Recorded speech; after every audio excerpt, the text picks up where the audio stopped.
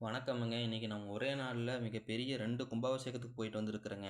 நம்ம ஈரோடு மாவட்டம் சத்தியமங்கலத்து பக்கத்தில இருக்கிற எரங்காட்டூர்ல ஸ்ரீ வெற்றி விநாயகர், அருள்மிகு உசிலமாரியம்மன், ஸ்ரீ மகாசக்தி செங்காளியம்மன் கோயிலுக்கு தாங்க போயிருந்தேங்க. பலருக்கும் இருக்கக்கூடிய சந்தேகங்கள்ல ஒண்ணு, கும்பாபிஷேகத்தினால ஏன் நம்ம கோயிலுக்கு போவோம்ன்னு சொல்லிட்டு நம்ம கேட்குறோங்க.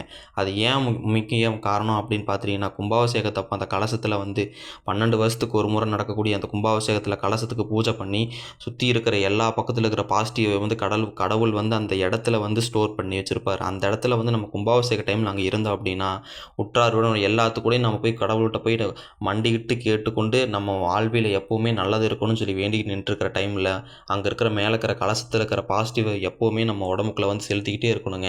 அந்த கும்பாபிஷேக டைம்ல வந்து பாசிட்டிவ் வைப் ரொம்ப அதிகமா இருக்கும். அங்க கோயில்ல தரக்கூடிய அந்த தீர்த்தமும் சரி, நமக்கு அங்க குடுக்குற விபூதி, பிரசாதமும் சரி, அந்த டைம்ல வந்து நீங்க அங்க இருந்தீங்கன்னாவே போதும். உங்களுக்கு வாழ்க்கையில எவ்வளவு கஷ்டம் இருந்து, மன நிம்மதியே இல்லாம, நோயுற்று இருந்தேன் அப்படின்னு சொல்லி நெனச்சீங்கன்னா, இங்க வந்து ஒரு 1/2 மணி நேரம் மன நிம்மதியா கம்முன்னு கண்ண மூடி உட்காந்துருந்தீங்கன்னாவே போதுங்க. கும்பாபிஷேகத்து நாள் வந்து உட்காந்துருந்தீங்கன்னா போதும். உங்களுக்கு எப்பேர்ப்பட்ட நோவு இருந்தாலுமே சரி, அது வந்து அந்த ஆத்தா வந்து பார்த்துக்குவாங்க. அதுக்கப்புறம் பார்த்துட்டீங்கன்னா, பல பூர்வ ஜென்ம பாவங்கள் எதுவும் இருந்துச்சு அப்படின்னா, எல்லாமே வந்து இங்க சரியாயிரும்னு சொல்லிட்டு ஒரு ஐதீகம். உங்களால முடிஞ்ச அளவு எவ்வளவு கோயிலுக்கு கும்பாபிஷேகத்துக்கு போக முடியும்னு நினைக்கிறீங்களோ, அவ்வளோ கும்பாபிஷேகத்துக்கு முன்னால போயிட்டு வந்துருங்க. மன நிம்மதியா சாப்பிட்டு வந்தாச்சுங்க.